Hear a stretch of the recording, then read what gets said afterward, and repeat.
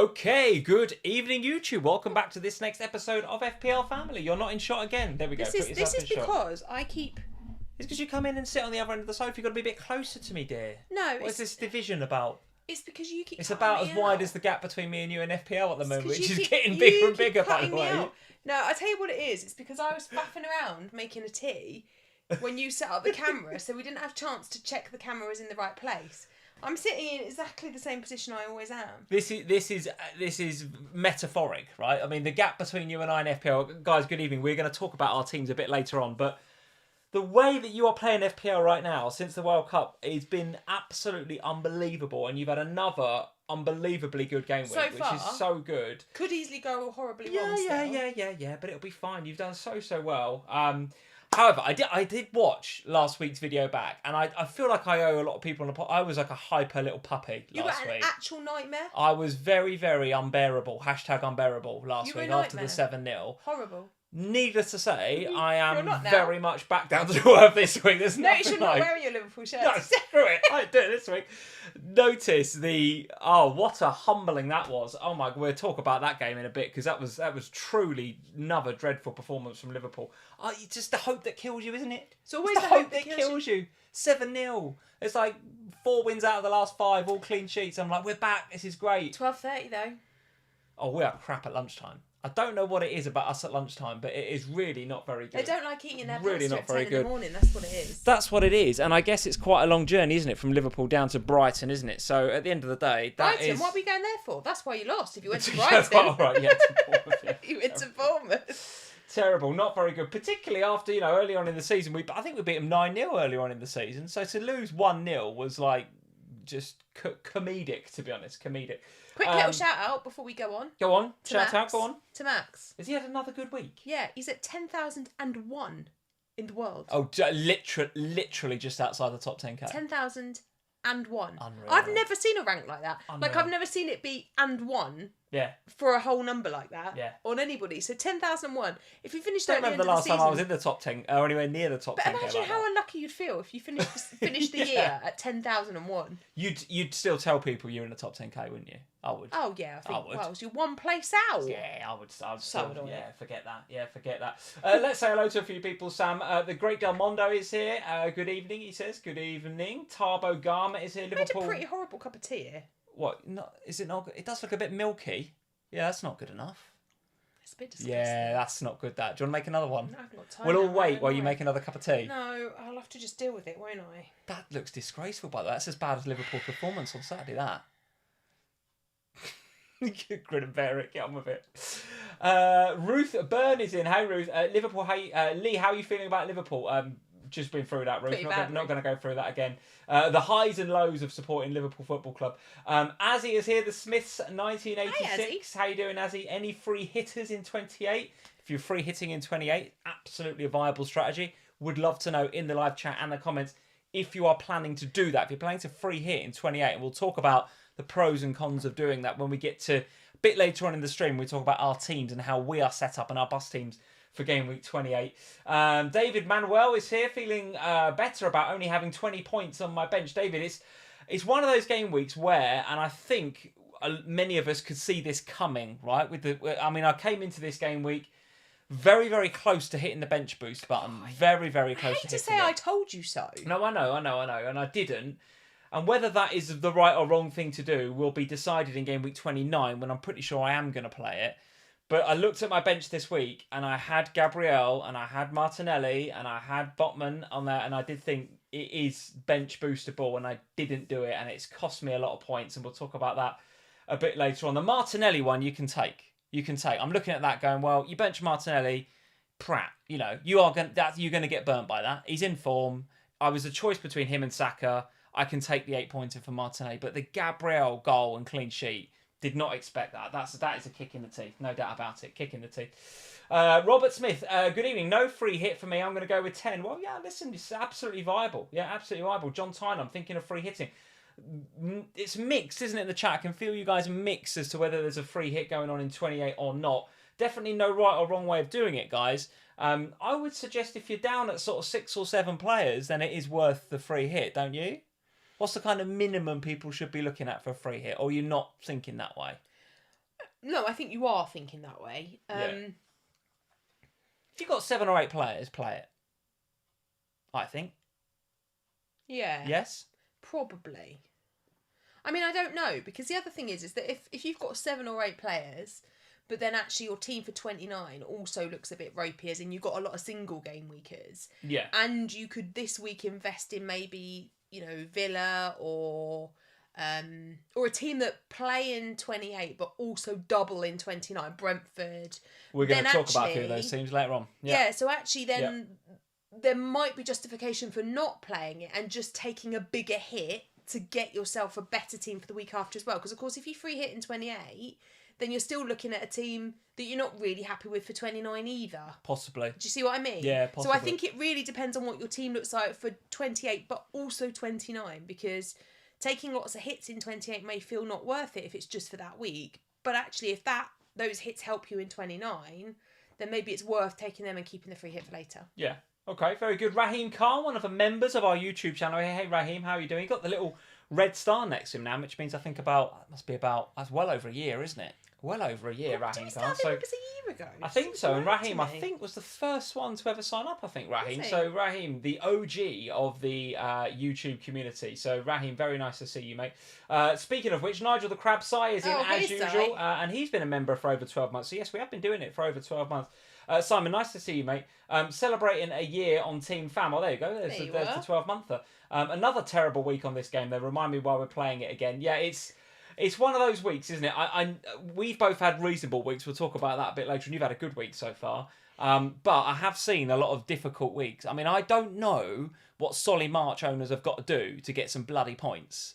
But very, very unlucky again. Not only were they unlucky last week, because he was arguably carried the greater threat out of the three of them. He did, yeah. And his underlying stats were unreal. How he blanked last week was unreal. No, I don't know. And then we come into this game week and you get a Mitoma assist, McAllister goal. Yeah. You get the Solly March sort of goal that was given as a goal and then taken away and given as an own goal, and he didn't even get an assist for it. Yeah, but he couldn't get an assist. But work that one out. I can't. Well, he couldn't have got an assist for it if he didn't touch it. That's the point, isn't it? Right. And he didn't touch it. Well, I don't know. Every angle I've seen of it, you can't see it. Like there's a goalie in the way, or there's something in the way. You can't get a clear view. So it's real hard, because if he hasn't touched it at all, if that's what they're saying, then it's an OG and he can't get the assist. If he's touched it onto, who is it, Harrison, I think, then he could get the assist for it. But he didn't. Harrison just sliced it in his own net. But they're saying, I think, that Harrison's just hit it into his own net, and therefore it's just a Harrison own goal. But Harrison said, I didn't touch it. He touched it. So, but then he's going to say that because he don't want an own goal. It's difficult, isn't it? It's hard to tell. You can't tell from the camera angles I've seen. And again, in a season where we haven't had quite... So if you remember, we talked about it a lot last season, the 50-50 calls, right? And go back a couple of weeks ago, that was a very 50-50 call. There is a coin toss between Mitoma or March in your team. Yeah. And there was a bit of groundswell for McAllister, which I think is growing now, right? Given his performance. We'll talk about him a bit later on. But in terms of the other one, if you were going to go there, it was March and Mitoma was very much a coin flip. Yep. And if you went for Solly March, you can feel pretty hard done by, I think. So far, I mean, look. So far, let's put a caveat on all of this. That is, of course, Brighton have another fixture to play against Crystal Palace. I think it's Wednesday. So this could all go up in the air again if March then, gets a brace or something in midweek. Then March owners are... Maybe they're forgetting a little bit about the weekend and feeling hard done by. But it feels very... It does feel very hard at the moment. I think there are a number of 50-50 calls that could swing either way. And March / McAllister / Mitoma, all the M's, is one of those conversations. Definitely one of them. A super chat from Ria Tolstoy. Thank you, Ria, for the super chat. Hi, guys. Captained Salah. That's unlucky. That is unlucky. 31 points on the bench and no bench boost. And wildcarding in 28. But noticed engaged managers now have a lot of pounds on the bench. Or, I guess, on the bench stroke the bank. I think Ria's absolutely right. I've noticed that a lot. There is now I'm seeing a lot on Twitter of teams where there's a lot of money in the bank, on the bench. I think there is if you've wildcarded recently. Yeah. Because if you've wildcarded recently, because I You was having this probably got rid of conversation Salah. with Duncan and some of the guys in the Slack.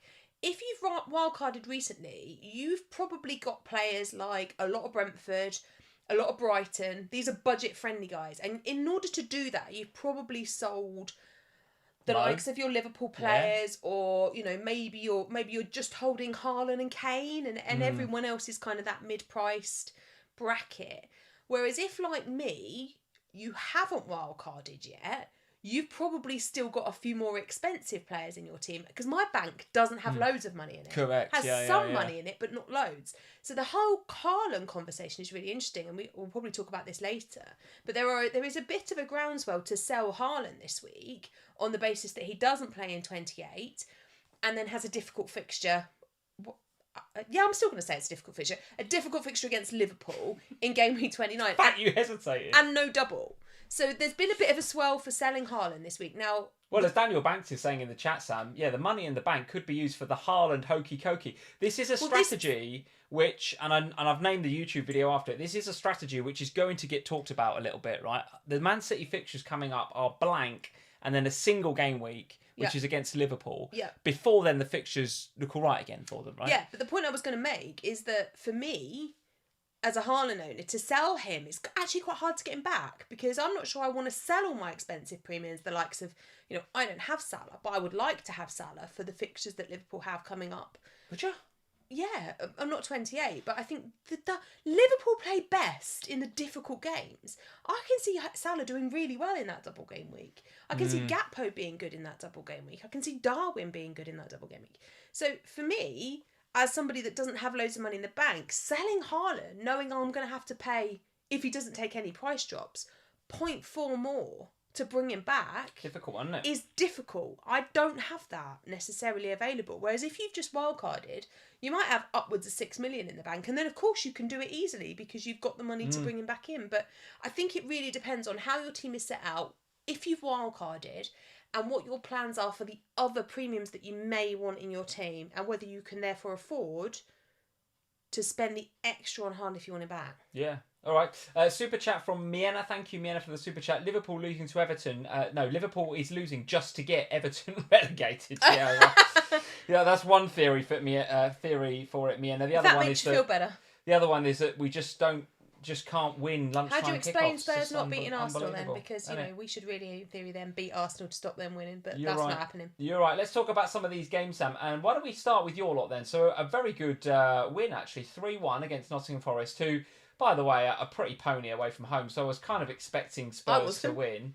And part of the reason I played the wildcard a couple of weeks ago, and one of the things that has gone right on the wildcard, because there hasn't been many, but one that did, was that I played the wildcard thinking, I'm not going to want to go into this game week 27 without Kane for Forest at home. I'm going to want him for that game. Yeah. And I feel like I'm vindicated because he got a 13-pointer, played very, very well.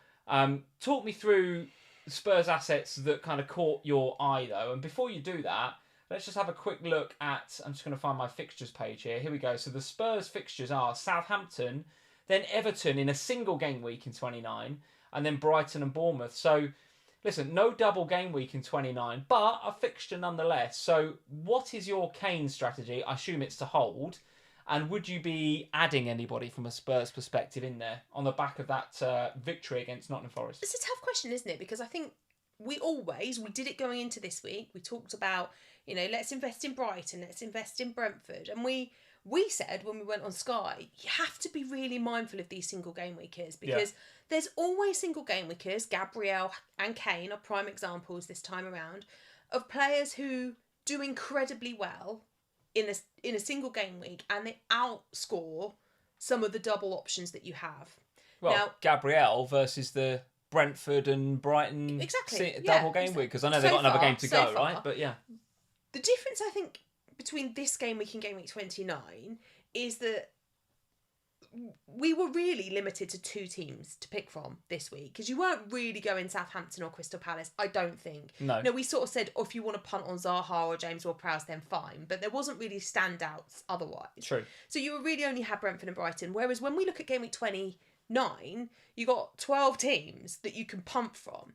So to pick a single game week player out, does feel hard. I think you absolutely hold Kane. I think the fixtures are really nice. He's the one that's, getting the most returns. Do you think the fixtures are really nice? Southampton away, Everton away, Spurs not exactly filling me with confidence away from home. And then Brighton, who are a very good side. 31, Bournemouth at home looks all right. Before it's then Newcastle and Man United.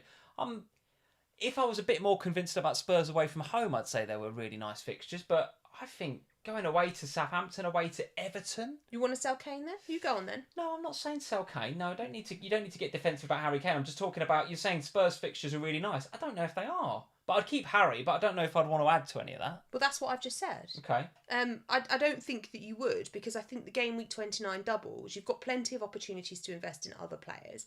So don't think you're going to buy more than just Kane. I think just Kane is plenty. Would you buy him though? Yes. I mean, you're holding, but would you be buying Kane? Yeah, I would. Yeah. Okay. I would buy Kane because I think the fixtures are nice, in my opinion. Clearly not yours, but in mine they are nice, and they are games that we only have that now. We only have the battle for fourth now, and we saw last season when that happened that is actually when we finally started to consistently play well. Worth a punt on Pedro Porro, no, who I absolutely noticed. not. Well, No. I can't help but look at some of the highlights of this game and when I've seen him, and I do think his debut. Can't remember who he played against in his debut. Was it? Well, he's played 3 times in the league and we've lost 2 of them. Yeah. But on his debut, the first time he played in a Spurs shirt, I didn't rate him, and I thought he looked well out of his depth. But the subsequent times, I thought he's looked better. And I don't mind him. If I was going to go, well, talk me through the Royale thing, right? Is Royale injured for the long term? No, I don't. So there will be some rotation there potentially. Yeah, and I would expect Royale to take the place back. I don't think Porro will regularly start unless Royale is unavailable. They might share some minutes, but my feeling is that Royale is still the first choice in that position. I just can't get me. I just think he was like such an attacking wing back, Porro, at his former club, and that's what he's known for. And I guess we could be seeing a little bit of Emerson Royale, new player coming in. I need to up my game sort of form. But we know what Royale's actually like, don't we? He's a bit of a liability. And I wonder whether Pedro Porro is actually going to be first choice in the longer term. It's a punt. But I'm just hypothesising a little bit outside of Harry Kane, because I appreciate Son's got the goal. But for me, out the front 3, I thought Richarlison actually played really well. Got the 2 assists. Very unlucky not to add to a goal as well in the first half, where he was ruled out for what I consider to be a really flaky offside. Because I know... Yeah, all right, if you draw the lines there, he is offside, but he's kind of leaning forward. He ain't going to score that many times with the sleeve of his shirt.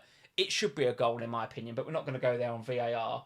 But I wonder whether the comments that he made and then subsequently Conte made in the press, I actually wonder whether there was a bit of good man management from Conte there. He's got Richarlison fired up.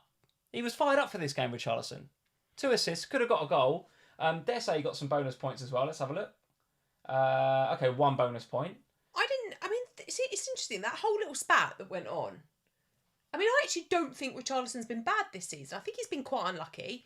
He hasn't scored yet in the league, though, has he? He hasn't scored yet in the league. He scored a couple of important goals in the Champions League. But he does seem to not be getting, like, playing for a couple of games and randomly bench him, but he's been playing well. And it's been tough, and I get it, because, in seasons gone by, Spurs never had the opportunity to bench people up there, because we never had other players that could play in those positions. Whereas this year we have got 4 of them in Kane, Kulu, Richarlison and Son. So there is a bit of potential there for rotation now. We've seen Son and Richarlison rotate a number of times. This week it was Richarlison taking Kulusevski's spot, which was interesting because I thought the front 3 worked really well together. For the first time in ages, I thought I watched a front 3 partnership. Yeah. Like the 3 of them were engaged together. And Son looked better. I don't think you're investing. And I don't think you're going Richarlison either, because I think, you've got the likes of... You're looking at double game week players, aren't you? You've got the likes of Tony and Watkins up there who are going to double, that are cheaper. So yeah. I don't think you're going for him. But I do think if you don't have Kane, you should have Kane, because I just think that between now and the end of the season, he will score plenty of goals. Okay. All right, Son with the goal, top for chances created across the whole game week, according to the Fantasy Football Scout members area. If you're not a member of the Fantasy Football Scout website, then we encourage you to go and check that out. We use a lot of the stats from the members area right here on the show on a Sunday night. All the links are in the description below if you want to go check that out. But yeah, chances created, Son with 5 across the game week. Better than anybody else. Also third best for crosses after Trippier and Luke Shaw, Son as well. So possibly a bit unlucky not to have got an assist or two to go alongside his goal. Another team that's showing a little bit of form recently, since Potter was put under a bit of pressure a few weeks ago. In fact, since I sat here a couple of weeks ago and said I couldn't see him if he lost. You fired him? I basically was saying, yeah, he ain't got that much time left. They found a bit of form, Chelsea, and got a reasonable result away at Leicester. This game, I don't know if you watched any of the highlights or any of the footage, but this could have been any score, this game, by the way. Any score. I'd love to see what the XA, somebody will tell me what the XA and XG stats were on this game, but Chelsea could have and should have had more. Leicester could have and should have had more. Defending was at a bit of a premium all round, I would suggest. Talk me through Ben Chilwell, though, because Chilly's come in, scored a really good goal. I noticed that actually, again, in the Fantasy Football Scout members area, he's top across the whole game week for XG overachievers. And what does that mean? Well, he got the goal, but it was a very low XG chance. It wasn't an easy chance to take. He finished it very, very well, by the way. And it was quite an acute angle as well. But nevertheless, did get the goal. Given that we've seen a bit of defensive solidity from Chelsea in the past, might we want to go there with Chilwell? How do you feel about that? I mean, I think he's the standout Chelsea defender. If you want to go with the Chelsea defender, I think he's the one to go for. I think, we've seen... Because he won the penalty in the Champions League, didn't he, as well? So we've seen, in the last 2 matches, an attacking return from him in all competitions. Plus, obviously, they did clean sheet in the Champions League. They, as you say, I mean, the defending here was interesting for both sides. But, it's tough with Chelsea because, and the problem I have with the double up, it's always the same, isn't it? I've got the Chelsea double up, although I'm starting to think I've got the wrong one. But having Kepa and Chilwell going into that double game week, Bit uncomfortable now. Maybe feels a bit much. Yeah, because it's not like it's the easiest double game week in the world for Chelsea. I'm not sure that I'm seeing double-digit hauls in both matches for them. Oh, there we go. So, Ruth, thank you, Ruth, in the chat. Here's the Leicester XG for that game. Was it as high as that? 2.52. And Chelsea XG, 1.57. So, yeah, Leicester massively underperforming their XG. They had chances in this game. Possibly could have scored more. And Chelsea probably did pretty well to get 3 goals off an XG of 1.57. Yeah. Yeah, I mean, I think Chilwell's the stand-up pick of the defenders. Give me your thoughts on João Felix. And the reason I wanted to mention him was because obviously his name doesn't feature on the screen right there. It should have done. But it should have done. And I noticed he was, let me see, 1, 2, 3, 4, 5, sixth on off the top of the XG underachievers list for the weekend. So again, a bit unlucky with an XG delta of 0.51. What does that mean? Out, didn't he? That means he had, which doesn't count towards the XG, no. But yeah, on top of that XG underachievement, he had one ruled out. One that hit the post, I think. He was in amongst it. He was ex-lively, wasn't he, to be fair, João Felix? He was, and, benefits from a game next week and a double, so... Let's just talk about that for a second. Yeah, so the reason I think Chilwell's going to be talked about this week and João Felix is that they've got the Everton game at home next week. Then they've got the double game week in 29, which is Aston Villa and Liverpool at home. Then they come out of it into let's say a mixed run. Wolves away, Brighton, Man United, Brentford, but certainly 28 and 29 got a game and play a double. So they are in this top left-hand bracket here of the fixture difficulty ticker that you can see on screen. These teams up here, Villa, Bournemouth, Newcastle, Leeds, Chelsea, Leicester, Brentford and Forest are the ones that I think are going to get a lot of attention over the course of this next week because they play in 28 and then have a game in 29 as well. All the others either have a game in each or, in the case of United, Liverpool, West Ham, Fulham and Brighton, blank in 28 and then double in 29. So this top left-hand corner, those teams I mentioned at the beginning, they're going to get a lot of airtime this week, aren't they? Yeah. And, maybe Felix stands out in that bracket as somebody that you could take a punt. I mean, look, anyone you go with from Chelsea is a bit of a differential. Let's be honest about this. They're going to be a bit of a differential. They're going to offer you some potential. The slight hesitation I still have here is that they've been pretty rubbish for the last couple of months. Now, yes, in the last week, They've had 2 good results. But will they consistently do that? And that's my worry, is that could we see them back to poor against Everton? I doubt it. I mean, I think that they'll... I think the return of Chilwell has got anything to do with that. And what I mean by that is the balance that he gives in that team now, and the fact that Potter, he likes to play with the wing-backs. We know this, right? And up until now, he's playing with kind of a makeshift one on that left-hand side. Probably not, not his first choice, Chilwell. And I wonder whether Chile is just giving them a bit of balance now, a bit of shape. Yeah, probably, but also a bit of experience, because there's a lot of... And I don't mean that because he's older, because actually he's not necessarily older than a lot of those players, but a bit of Premier League experience, because there's a lot of, 100%. as we all know, particularly from January, there's a lot of new boys that haven't played in the Premier League before in that Chelsea team, and it is a different paced game to what most of them are going to have been used to. So to throw them all in the mix like Chelsea have been, actually is quite tough, because they've got to all learn quickly, and there isn't that, it's a bit different, isn't it, come January when you throw one. Like when Spurs threw Kulusevski into the mix last year, it was only really him and Bentancur, and the rest were all Premiership. We know what we're doing, we can go for this. Yeah. Whereas at Chelsea, it's kind of like, well, there's one left that's got some Premier League, otherwise we've got all these new people in, or we've got people that haven't been playing a lot of minutes.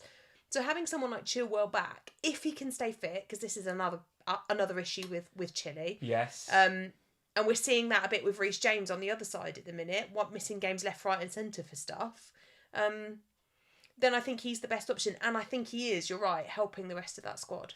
I think Chelsea are going to be the team that low-key make a difference to a lot of people chasing in mini-leagues over the next couple of weeks. I think João Felix was very unlucky.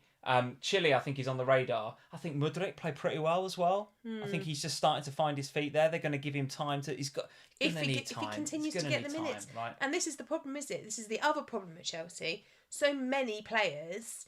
I think you're safe with Chile, but the problem I'm finding with Badiashile at the moment is that they've got other players that can play those positions in the likes of Koulibaly. Now, I think Koulibaly gets to start again today, or yesterday rather, because of what happened in the Champions League.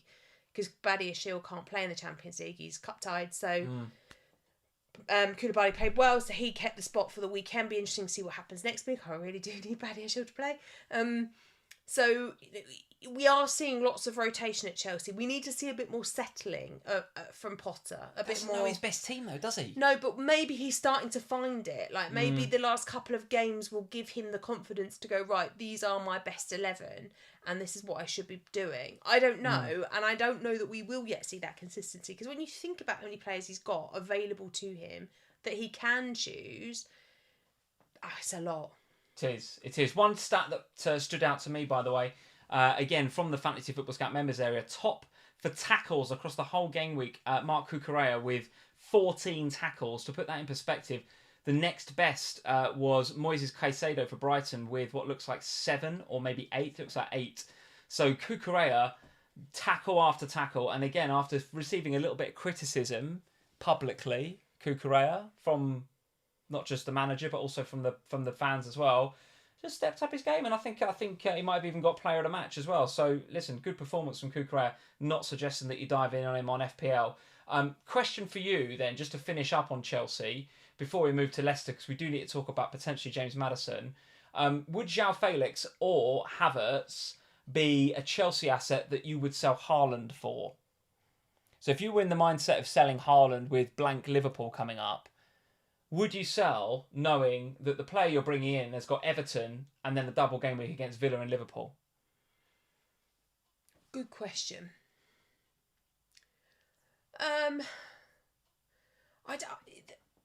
So the answer to that should be yes, because the fixtures suggest that the answer should be yes. I just have some slight worries with investing in the Chelsea attack in terms of who's getting the start. 3 home games versus just 1 game for Haaland. And I know it's Haaland and he can do what he does, and it's against us. So all bets are off. He will. All bets are off. But I mean, what? We've conceded 1 goal in the last 6 Premier League games. I'm not saying we're any good. I'm just saying that's a stat. Yet you're going to get in João Felix, who's got 3 home games against defences that he can get at. And I, again, include my own team in that. Could we have another Solly March on our hands? Could be. Hey, food for thought. Listen, food for thought. And by the way, I could ask you the same question, and I will when we get there, about Ollie Watkins and Isak from Newcastle. You see, interestingly... But let's have that conversation when we get there.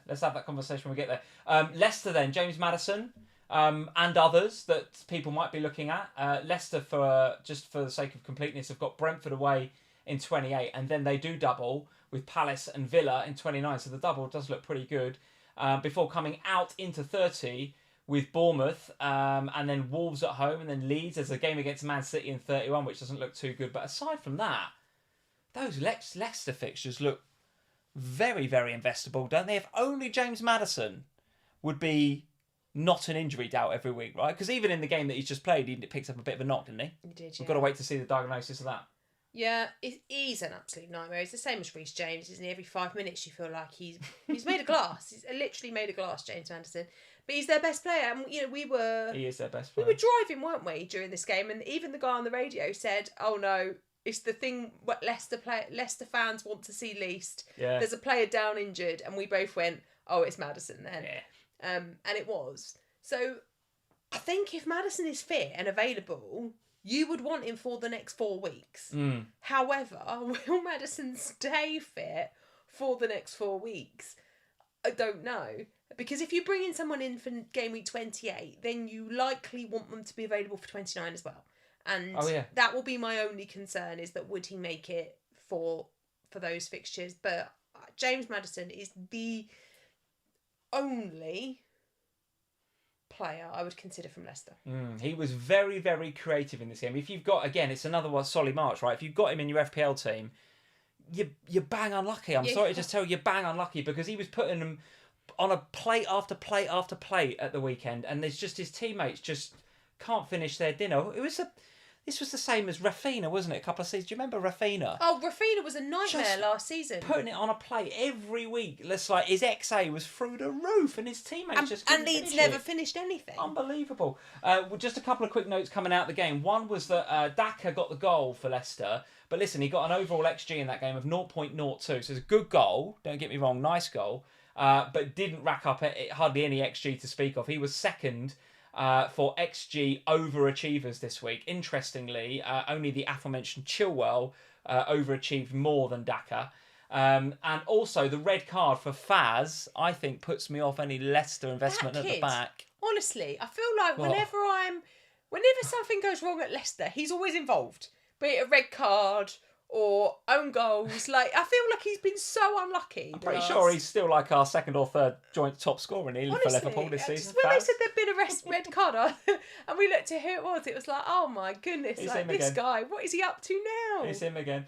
All right, let's move on. Talking about red cards and it's him again, we have a chat about Manchester United, because it seems to be always Casemiro. Go on then, quick one on Manchester United. Because we didn't watch this game. The game that was on in the UK at this time was the Arsenal game, so I feel a bit more qualified to talk about Arsenal Fulham than I do about Manchester United. And also they don't play next week, but Southampton do. So I think we need to just the one concern I have, because I think it's 4 matches, isn't it now? What do you mean? A 4-match ban. It's for Casemiro, yes. Yeah. He's out for 4 games now. So that is problematic, because 4 matches, that, as we saw last time Casemiro was out, it affects the way that Manchester United play. Yeah. And it actually... Because I was looking at my team thinking, well, at some point I'm going to wildcard in the next couple of weeks. Maybe I want to get Luke Shaw back.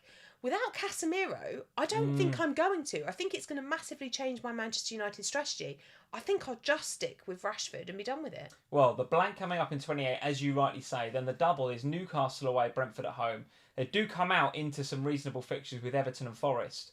But I have to say, I'm now a little bit wavering on what my United strategy would be for that double game week. Yeah. And I obviously had my eye on Bruno, and as you know, one of the reasons that, or one of the things that I did in my wild card, which was to take Bruno out, I wasn't going to do that. I wanted to hold him because I thought he would be a really nice differential for me against Liverpool, because I thought they'd do well in that game, 7-0. And then I thought he'd be really good for us in this game against Southampton. But of course, with Casemiro going off, he then drops a bit deeper. Yeah, it ruins his game. And I think it ruined his game today. And I do worry that if you are going to invest in Bruno, or for whatever reason you've held Bruno, thinking, well, I can bench him and then I'll play him in 29, I think Casemiro not being there is worse for Bruno. I agree. I just think it's worse for the whole of United. Yeah. I think Rashford's a whole, but everyone else now I think is on the sell list. Rashford for sure, Particularly as they're blank next week. Like if you've still got Shaw, I think you can sell him now. Yeah. All right. Saints, anything to say about them? James Ward-Prowse with the 2 bonus points. Well, do you need a little drink? I'll finish my dodgy cup of tea. Let's talk about I think it was the shock of the Southampton keeping a 0-0. James Ward-Prowse, I think, is the standout pick from Southampton, and I think that's about it. Even with them keeping a clean sheet this week, I still don't really think you're going for anyone else at Southampton. No. Move on. Right, let's go to where else to go. We're going to come back to some of these Sunday games. Let's talk about the Arsenal game then. Let's talk about that because that is a game I did watch because it was on TV here in the UK. I didn't see this one because I was out with our son. You were out at a kid's party. I looked at my phone and was like, "What the is happening?"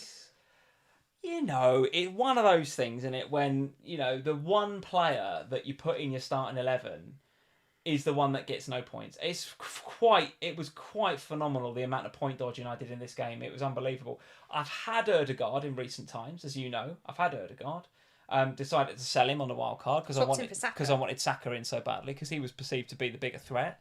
I still think he is, by the way. I just think this game's a bit of an anomaly, was a risk. Right? I mean, Ødegaard was one of the, if not the most transferred out this week, wasn't he? Because he was flagged because he was ill. I think he was. Yeah, he was a serious doubt for the game.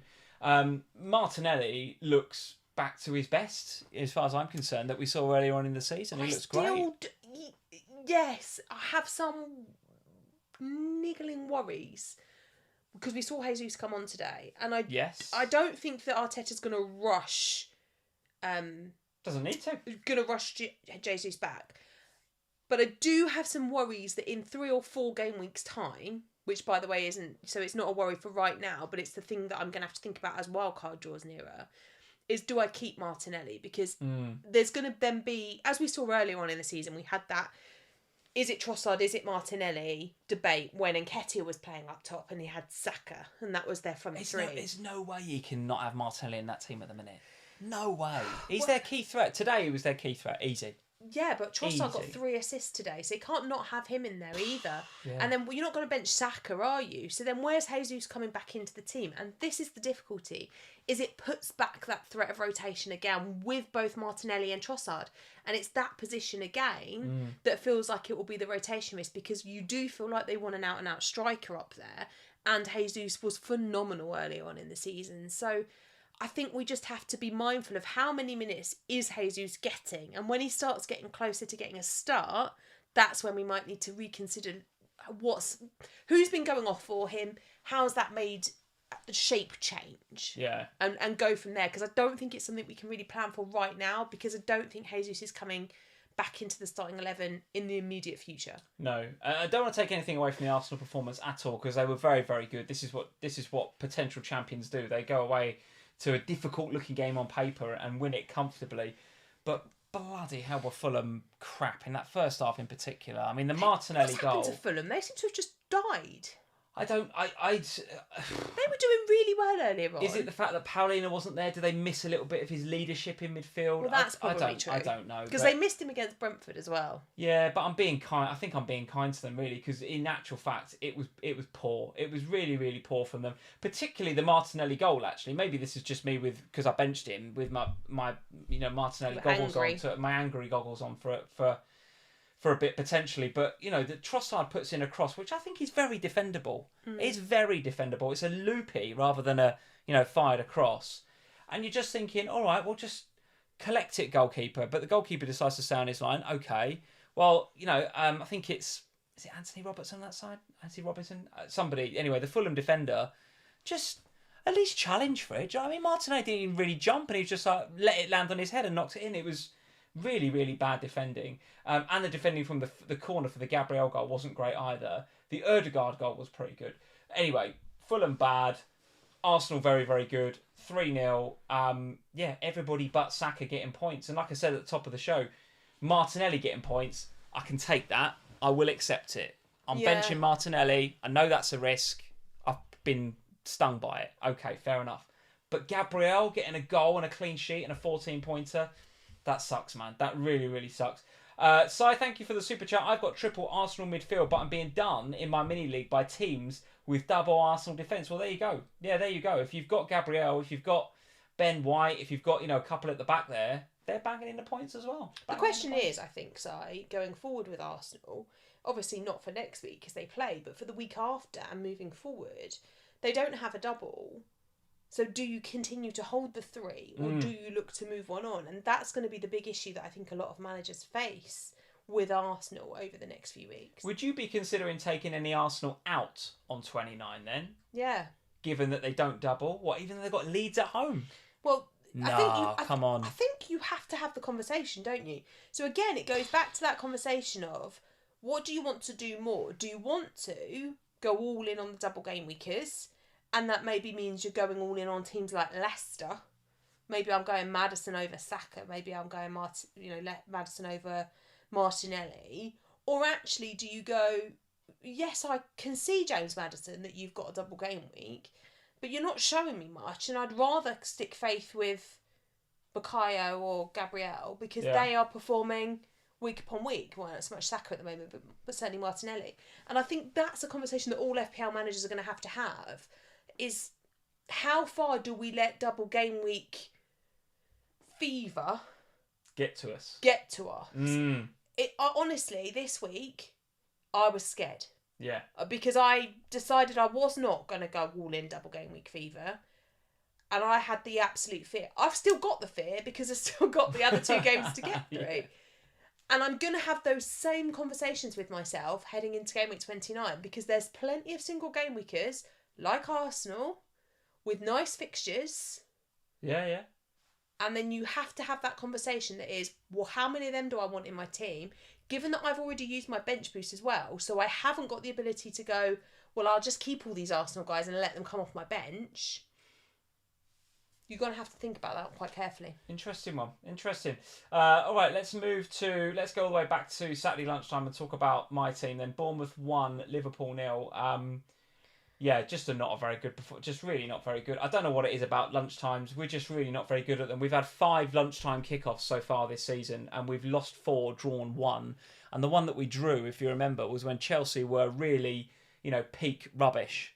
And it was 0-0. And I remember saying to you, this game will be 0-0. It'd be terrible, and it was. I don't know really what else to say. Having said that, I thought the substitutions that Klopp made with Henderson and Milner coming on in particular gave us an immediate shot of adrenaline, right? And the first thing that happened after he made those substitutions was a ball come in the box. I think Jota gets on the end of it and it hits the guy's arm. It is a penalty in my opinion. If Mo scores that penalty, I think we win the game. But it's such a bad penalty that it's like, it is what it is. I don't know. We missed Henderson's leadership and energy in midfield. But listen, he's been injured a lot this season, and we've been missing him a lot this season. And when he doesn't play, and Klopp is going to have to use him sparingly, because by the way, our next 4 games in all competitions are Real Madrid, Man City, Chelsea, and Arsenal. And that Man City game is lunchtime kickoff again. Is it? I've just checked.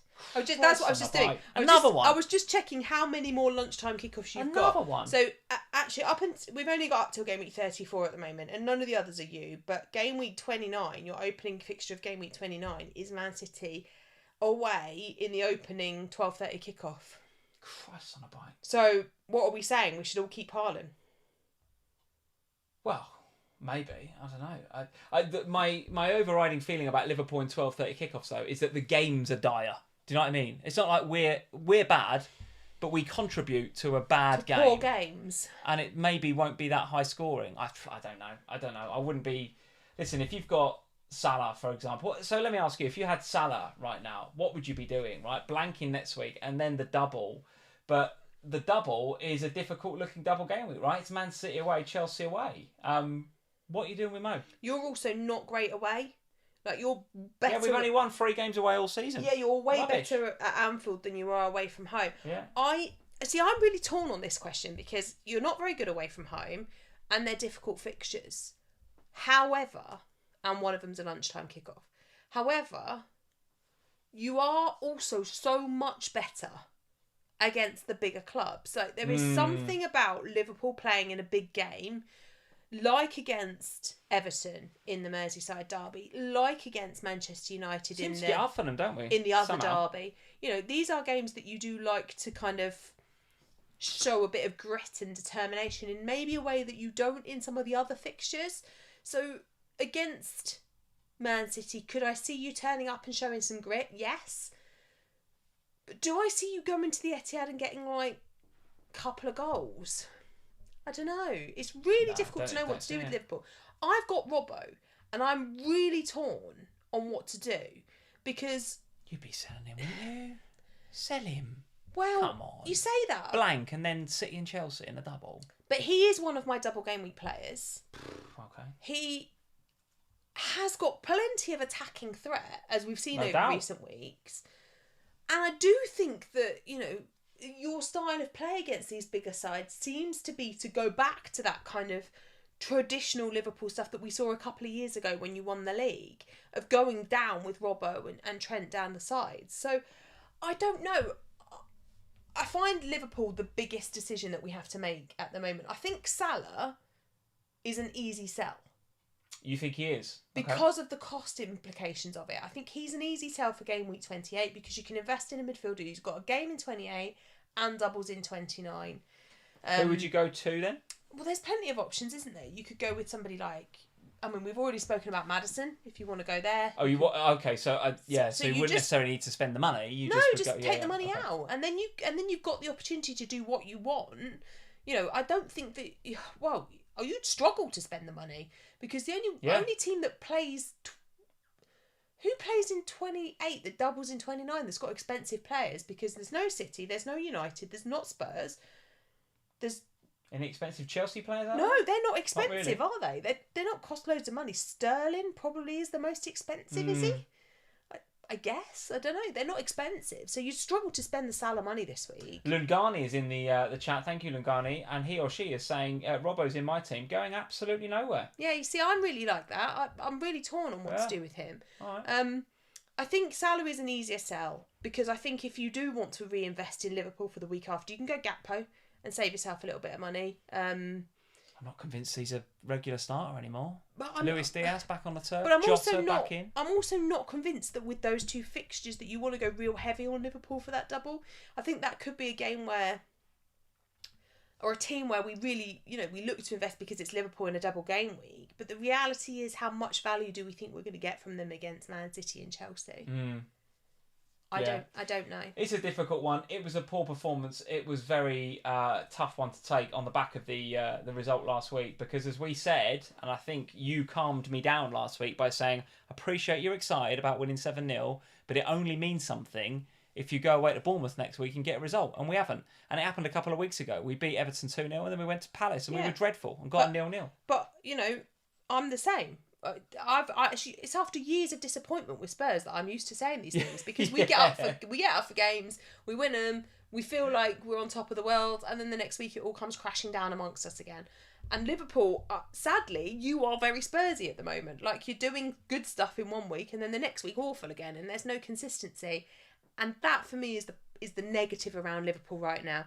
And I do worry a little bit that if you get knocked out of the Champions League, which I think is going to happen. What do you mean if? Well, there's still a chance. You've still got 90 minutes to try and score some goals. But if I like your optimism. As is likely, I'm going to go out when that's on, that you get knocked out, then you've got a lot of time just to dwell on it or build yourselves up for the City game. It's either or, isn't it? Because, of course, you don't play next weekend. Yeah, Luis Diaz being back will be quite big, I think.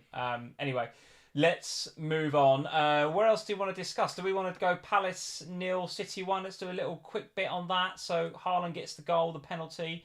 I think, if anything, if you've got a Man City asset outside of Haaland, you can sell. You're probably switching him out now, aren't you? I think he is the only one that you're probably going to keep. And even then, there's a question mark. I think there will be a lot of movement off of Haaland with a view to bringing him back in 30. I wonder how many people have sold him so far. Let's have a look. Well, it'd be interesting, wouldn't it? It'd be interesting. Palace, for their part, didn't think they were having a bit of confidence crisis at the minute. Palace, aren't they? Struggling to put a win together. They were a little bit better in this game, but nevertheless, he's the still most not transferred great. out so far this game week. Is he really? Good. Yeah, 55,000 managers have sold him so far. You can see it. Followed by Salah next. Yeah, you can see it because if you look, I mean, just look at it on paper. Blank and Liverpool versus Felix, who you could have 3 home games, or a player that we should talk about who scored again this week. Where's he gone? What's wrong with me now? I've had the coughing fit and I've got the sneezes. Bless you. Mr. Who are we looking at? Ollie Watkins. Another goal for Ollie Watkins. Very well taken as well by the sounds of it. Again, didn't watch this game because it wasn't live on UK TV. But that's like 6 in 7 games for Watkins now, or something ridiculous. Yeah. He's banging form, isn't he? Yeah, he's doing really well at the moment. He's the forward I would go. You asked me earlier about Felix. If you were going to bin Haaland, I'd go Ollie Watkins. Would it be Watkins? Yeah. And I think earlier when I was saying no, I wouldn't sell Haaland for Felix, or I was kind of hesitating, it's because I don't really trust Felix. Because we haven't yet seen him consistently returning. Whereas what we are seeing at the moment from Watkins is consistent returns. We are seeing form going into this. We're seeing a massive new manager bounce since Unai Emery arrived at the club. And everything's going through him, and you don't have any risk of rotation there. Whereas when you go to Chelsea, you have risk of rotation there. You don't have everything going through Felix. You don't have the form. So that makes him much more of a risk. Whereas with Ollie Watkins, you don't have so much of that risk factor. Yeah, okay. Well, he racked up 27 underlying BPS as well, Watkins. So just enough for the 2 bonus points. Looks like Moreno picked up the 3. 4th most transferred in, by the way, Ollie Watkins. Ollie Watkins, yeah, you can see it, can't you? You can see it. A move from Haaland to either Felix or Watkins or somebody else of that ilk. You can see it with a view to bringing Haaland back in potentially in 30, because there's no way that I'm going to want to go without him from then on. Any more of these games you want to discuss, Sam? No. Good result for Newcastle, 2-1 against Wolves. Bit of a shame to see the clean sheet go, but Trippier back amongst the assists was good, if you've got him. Yeah, still not keeping a lot of clean sheets. Still don't really like the double up. Like, I know you've gone Botman, and I know there's a reason for it because of the, what we've got coming up with the double game week, and then obviously they've got Forest next week. Not loving it though. I'm still not loving the double up because they're not. I mean, is that about 7 weeks without a clean sheet? Something like that. Something 6, like 7 that. weeks. Something like that. It's quite a long time. Quick shout out for Isak then. Oh, he looked great today. Played very well, didn't he? I have to say, did play very well. And again, took the goal well. What would you say? I mean, let me ask you the Ollie Watkins and João Felix question with him then. Is Haaland to Isak a potential? Because again, let's look on paper. And a lot of this is kind of looking at fixtures on paper tonight, guys. But, Newcastle right up there with Forest away, which, by the way, is a difficult game. Going to Forest is a difficult game. Yeah, they're much better at home. And then it's United at home and West Ham in 29. So the double doesn't look too bad, right? But United without Casemiro. Yeah, well, not potentially. Yes, you're right. He won't be available for that game. So that will make that an easier game for Newcastle. Big third, fourth place game, that one as well. The winner of that gets themselves a little bit closer to securing one of those Champions League spots. None of those 3 that we're talking about, though, either Watkins or Isak or João Felix, I don't see a game where they go big. Do you know what I mean? Are they going to get hat-tricks in any of those games, those guys? I just don't see it. No, I think Ollie Watkins has got the most chance against Bournemouth next weekend. Watkins, he ticks over, doesn't he? He's getting a goal a game, isn't he? Yeah, he is. Which is not to be sniffed at, by the way. There's a lot of strikers that we'd love to have a goal a game in FPL. Oh, for sure. And I guess that's the one thing, isn't it? Is that if we're saying that we think these guys could get, a goal potentially across the game in game week 29, then Haaland could get 2 against Liverpool. Like, he is that kind of, he's an explosive player, and if he wants to get 2, he can. So it's tough, I think. I don't really like the selling Haaland thing, I've got to be honest. Yeah, it does make me a bit uncomfortable as well, but I think you just have to play the fixtures, don't you? I mean, even the Liverpool game, he could get an hour, 70 minutes, couldn't he? Around the Champions League. No, he won't though, will he? Because the Champions League will have been played. They're going to qualify this week. And then it's not coming on again for a few weeks, is it? So difficult. I think I don't like the idea of it. When you think about even this week, right, he got one goal, but that one goal will have massively hurt people that sold him. Yeah. And I hate the idea of going into a game week without him because I know what he can do on the right day. And you're going to want him back in 30, right? Yeah, and I've got to want him back in, so I feel like I'm just making myself a problem where I don't feel comfortable creating it.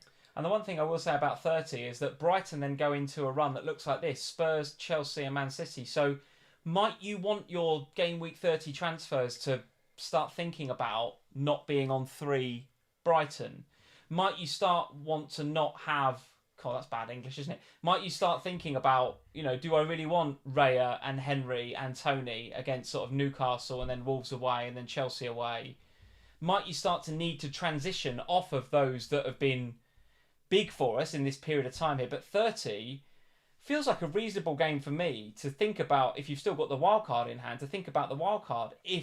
But I suppose if you've used the wild card, you'd have used it to get on those players. So by the time you get to 30, you're probably not going to have loaded up on those players and therefore need to use the wild card to get rid of them, right? But my point is, if you're selling Haaland, you're going to want him back for Southampton away, aren't you, in 30? And there's a lot of other things you might want to do in your team. Well, and I think the problem with selling Haaland is that if you sell Haaland and you redistribute the money somehow, or you don't leave 7 million in the bank when you want to go up from Ollie Watkins or what have you, then you're right, because you put yourself in a position where Ollie Watkins is never going to be a priority sell. Whereas if you've got, loads of Brighton defenders or Brentford defenders, and of course after next weekend we know what game week 32 is going to look like in terms of who's blanking in 32, because this is a whole nother factor, isn't it? And I wish we had that information ahead of game week 29, because 28, because if we had that information ahead, then I would know whether selling Haaland's a better idea, because if Haaland then blanks again in 32, maybe the conversation's different again, isn't it? So we just have to deal with it how we see it at the moment.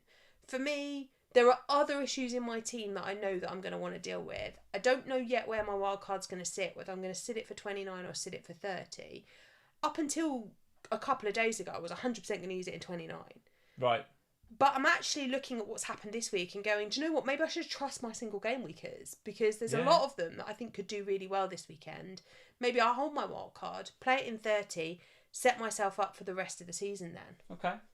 All right, that's all the games covered, Sam. Quick shout out to our Patreon community. Those that are in this evening, I know many of you will be in. Patreon.com/FPLFamily if you want a little bit more of Lee and Sam in your life, if you want some extra podcasts, if you'd like some Manager of the Month competitions, if you'd like the opportunity to come and speak to us one-to-one about your team.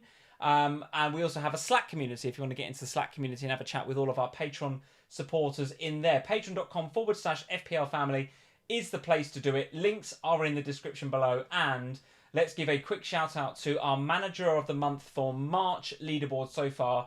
And of course this doesn't include game week 27 scores because 27 isn't finished yet, but at the end of game week 26 it was Mark Dorney that's currently leading the way with 86 points, which is a very good score for game week 26. Amy's in at 85 and Emma in at 75, so those three leading the way at the moment, but plenty of time and by the way, that was a horrible game week. It was to get those scores. That is a pretty good score, right? I think all three of them had the likes of Salah and Nunez from Liverpool, right? So they were all non-wildcarders, would be my bet. You'd go out there and say, yes, all three of them probably didn't wildcard, but it was to their, they've made the most of it, right? So Mark is leading the way with 86 points, Amy 85, Emma 75. Well played to all three of you. And if you think you can take on Mark and Amy and Emma in this month's Manager of the Month competition, then patreon.com/FPLFamily is where you can get all the details of that.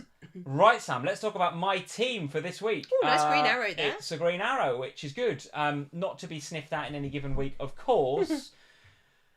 But you have to look at that bench and say that was definitely a bench that was boostable, wasn't it, this week? Definitely missed out on the Martinelli and the Gabriel points. Like I say, the Martinelli one I can take. The Gabriel one I find very, very difficult to swallow. But it is what it is, as they say on Love Island. And I have got 3 left to play. So Tony, Henry and Raya all left to play against Southampton. and Estupinan, Mitoma and McAllister captain still got that, what I think is a pretty good plum home game against Crystal Palace at home. Palace, who look, Derby, like I said before, big derby. shot of confidence right now. They will not want to be playing Brighton. If you just look purely at the form book right now, you'd say that is a home win all day long. But football is a funny old game, as we've seen from Liverpool in the last couple of weeks. But you'd back Brighton to all right there. Pleased with the McAllister, right? That one goal actually has changed my game week. Mitoma assist to McAllister goal. McAllister captain goal. Yeah. That really did give me the green arrow and set me up well for the game week. Shame for Trippier to concede, because actually I've gone through most of this season thinking Trippier doesn't really make a difference to my rank either way. But when I checked, actually his effective ownership in and around me was about 72%. He's been sold a bit lately. Did actually make a difference to me, that Trippier assist. So I was quite pleased to get that. But it is definitely the Brentford defenders that need to start stepping up, right? I got them in last week and thought they would get a home win to nil against Fulham and conceded 2 goals. Didn't expect them to concede this weekend, and they did.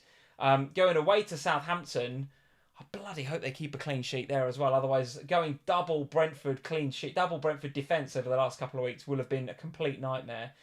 So that's the tail of the tape. A green arrow, up 14.9%. My overall rank now sits at 147k. I feel like I've been like 147k since the restart. Yeah. I think coming out of the World Cup, I was about 210k coming after the restart. I've been up and down, up and down, up and down. Can't break that 100k barrier. Can't do it. The thing is, you are guaranteed a green now, because you do not have anyone. There's nobody left that you don't own that can hurt you. If Solly March gets a bag full, that'll be a problem. Yeah, but if Solly March gets a bagful, I would put good money on the fact that Mitoma, McAllister and Estupinan will have assisted him getting the bagful. Yeah. So there's absolutely no way that you get nothing. Even if you get nothing across this middle pair of fixtures, it's green. It's green because there's, it would take Zaha and James Ward-Prowse to go on an absolute riot. But they're not heavily owned. Yeah. So even these Brighton assets, they're not heavily owned. They will give you nice rank boosts. But and in the end, that is why I went McAllister captain, because I thought, well, I'm between McAllister, Mitoma and Tony. Tony captain might be the only thing that slightly dents you. Yeah. And I can totally see why people went for Tony. Totally can see it, right? And it still absolutely could pay off for Southampton away. I just thought, well, if he does go off, I've got him. So I'm hedging my bets a little bit. Same with Mitoma. McAllister's ownership going into the game week was like 7% or something, like 6 or 7%. I just thought, if he scores, it's a rank boost, like it's an unreal rank boost. Yeah. And actually, when that goal went in, I couldn't help but check my live rank. Of course. And I was up like 60 or 70k on the back of just a McAllister goal. It's ridiculous, because he's like, no one's got him for some reason. So I was happy to take the little bit of a mini punt on McAllister, knowing that if either of the other 2 popular captains went off, I've still got them. So I went a little bit against the grain, and it's paid off so far. Really, the only downside this game week is the Arsenal in it. It's the Arsenal that's done me. It is what it is. I wouldn't have done it any differently. I knew benching Martinelli was a risk. It's backfired. It is what it is. For them to score 3 goals and for Saka to not be part of any of those. Yeah, I know. Unheard of, right? Unheard of. It's the Gabriel one that stung me. It really has. And this is how my team is then set for next week, going into blank game week 28. So there's my 4 across the back. Saka, Martinelli in midfield. Going to play both of those, obviously, this week. My 3 Brighton players go on the bench. And here we are with largely the same dilemma that most will have, which is, okay, well, Rashford and Haaland are the 2 currently in my team that are blanking. I've got the 2 free transfers to sort that out. I don't really want to do Rashford because United have the double game week in 29 and I'm bench boosting, so I want that sticking around. So I go for Haaland then. I go for Haaland. I almost feel kind of like... I feel like I've built myself into this corner where selling Haaland feels like the only thing to do. I think that's why you're seeing the transfers out. Is because a lot of people are going to find themselves having wildcard in the last couple of game weeks, now in this exact position I am, which is you don't really want to sell your Brighton because they're doing really well and they're Brighton. And they double. You don't want to sell Rashford because he's Rashford and he doubles. So who's left? Well, it's Haaland. Well, I'll sell him then. and I'll maybe bring him back in 30.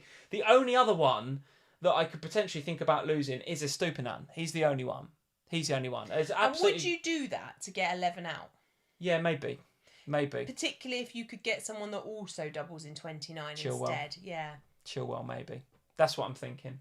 It could be a Estupiñán to Chilwell. It could be Haaland to Watkins. It could be both of those. Because you've got 2 frees. Because I've got 2 frees, and then I'd get 11 out. There ain't no way I'm selling McAllister or Mitoma at a minute. I just think both of them are just unreal. They're just absolutely unreal. Yeah. Like, Mac is... I mean, obviously you're not transferring him in this week, but the double game week in 29, I don't see how you can go without McAllister in 29. The kid is unreal. I'm glad he's so good. I'll be honest. I'm glad that finally, because I feel like a few months ago I was on a McAllister. Yeah, but you were wrong to do that a few months ago because he was playing deeper and not getting any FPL points. No. In the last 4 or 5 weeks, absolutely you can be talking about him. Since the World Cup, he's played really, since really the well. Lallana injury. But since the World Cup, even in the deeper position, he's been playing well. And his underlying stats, even at that point, were suggesting that he was going to be a good person to have invested in. Now, his stats have gone skyrocketed since he's been playing forward. Yeah, which is only 3 weeks after the World Cup. Bearing in mind he didn't come back from the World Cup till game week 19. Right. So he actually came back for 1 game week. As soon as he was back, I was shouting about him.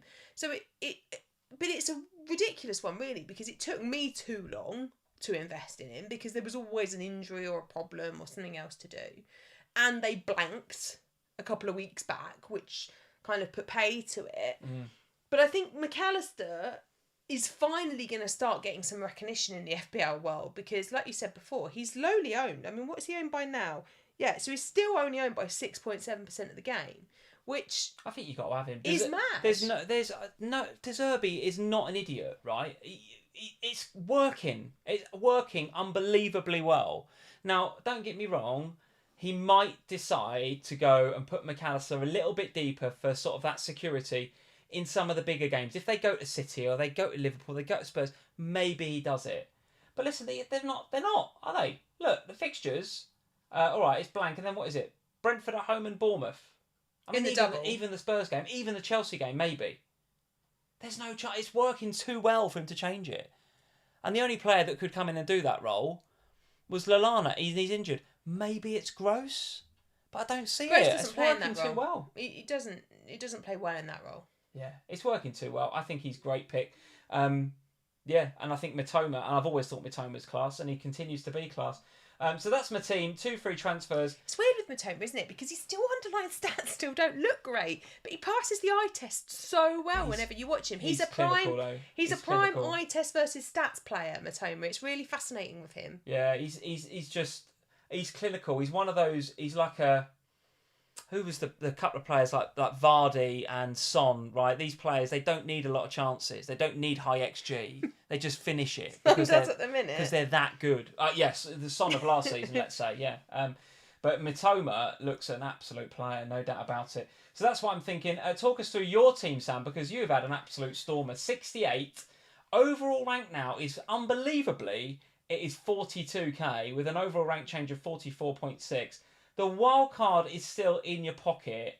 The free hit is still in your pocket. The only thing that's gone is the bench boost. But listen, the way that the bench boost is actually forcing the bench boost has helped my team. Yeah, the fact that it's gone is almost helping you because the rest of us are thinking, well, what have we got to do? What all these planned moves we've got ready for bench boost 29? It's not bloody helping. We're benching Martinelli and benching Gabriel and selling Haaland, and it's almost like the bench boost is making us do that.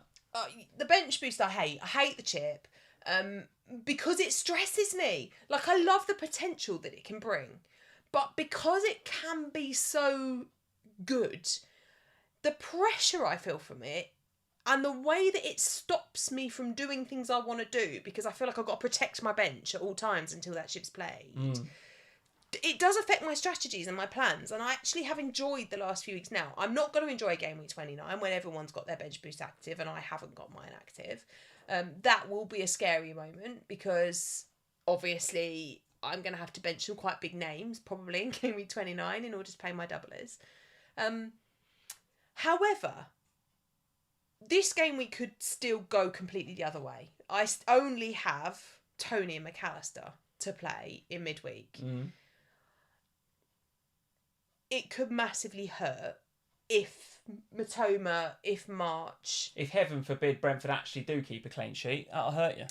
It will, but again, they're not heavily owned, so it's not going to kill me. No. But it's just going to take chunks out of... Whereas I was saying with yours, your area is guaranteed to be green because nobody can really hurt you. With mine, there are a few players, the likes of Raya and Henry and me and Pinnock, those guys, who could just take chunks out of the rank change. Yeah. However, I have got Tony. He is my captain. I will hope that he will return against Southampton.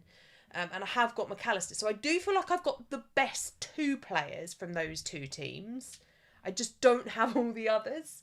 Okay. So this is going to be quite a big learning point for me because I felt very anxious going into it with just two doublers. But I didn't want to really heavily invest in Brighton and then cause points hits, only to cause myself issues in 28, further issues in 28. Yeah.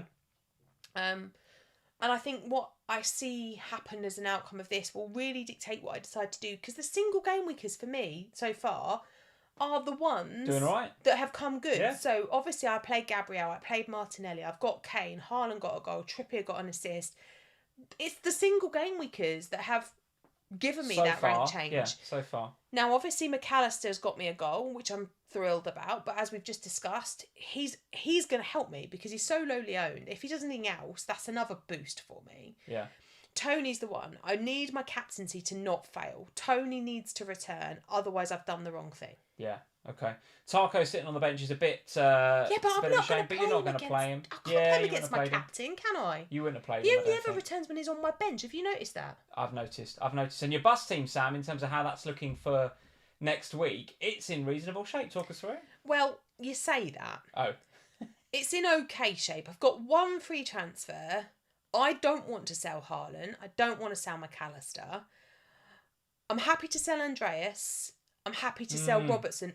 I think I'm happy to sell Robertson. I'm definitely happy to sell Andreas. Okay. But I've also got, and I'm happy to take a -4, but I've also got Badiashile, who is playing one week and bench the next, and playing one week and bench the next. So if he continues in this form, he's going to play next week, so that'll be fine. He's always also bringing him on for at least a point every match. So I'm not going to do anything about him, but really only counts as a half pick at the minute, if I'm honest. Yeah. So the rest of them look fine, though. I've got my 3 Arsenal, who I'm happy to have. I've got Kane against Southampton, who looks decent. You currently got your bus captain set on Tony? Is that just because you haven't sorted it out yet? It's just because I haven't sorted it out, because you went, can you send me a bus team? And I was trying to do a Tesco shop. So who would you go for? I don't know yet. Probably... It's got to be the Arsenal boys, isn't it? Got to be. I've currently got it bust on Saka. I think I'll probably stay there. Who do you think? You don't have to just say a name. It doesn't have to be that overthought. Oh, well. Just who do you think? I'd probably put it on Kane. Okay. Spurs away from home. Yeah. All right. Okay. We're good at Southampton. All right. So up to 42k. So very good indeed. 1,731 points. Wildcard, any thoughts for that to be played over the next few weeks, or still going to happily keep it in your pocket? It's either going to be... I was really keen on the 29 wildcard. I'm now thinking maybe 30 might be better. It's either going to be 29 or 30. We'll have to just wait and see. I'll have to have a look properly, but 29 maybe, 30 looking slightly more likely at the moment. Okay. All right, unbelievably good rank. 42k, up from 1.7, 1.8 million, wherever you were coming out of the World Cup. Absolutely phenomenal stuff. Phenomenal stuff. Tell everybody what is coming up this week, starting tomorrow with me on the Off the Bench podcast with Mr. Gianni Battici, which I'm very much looking forward to. Yep. So we're going to have Unhappy Lee, Happy Gianni, because obviously Chelsea won.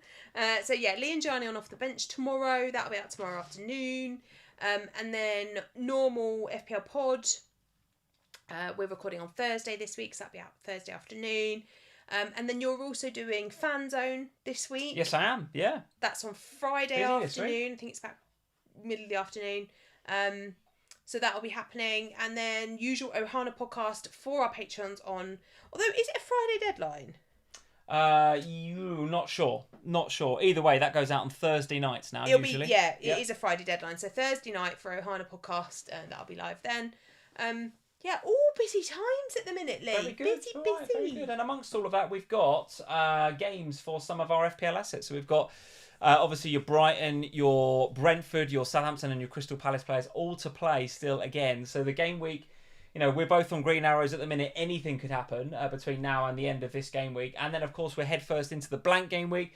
Then we're back into the big one, the double game week 29, which is going to require possibly an extra long live stream this time next week. So on Mother's Day? Extra long Mother's Day live stream, I would suggest, yeah. Will there be chocolates and flowers? There could be some chocolates. There'll be some double game weeks. There'll possibly some chips being played. A better cup of tea than I made myself. That did look like a rank cup of tea, to be fair. I'll be honest. You're going to make yourself a decent one now? Or should I make it? You can make it while I watch Love Island. Fine. Okay. That is how the rest of our evening is going to go, guys. Hopefully you have a more exciting evening than that. Thanks for joining us here on FPL Family. Leave us a like before you go.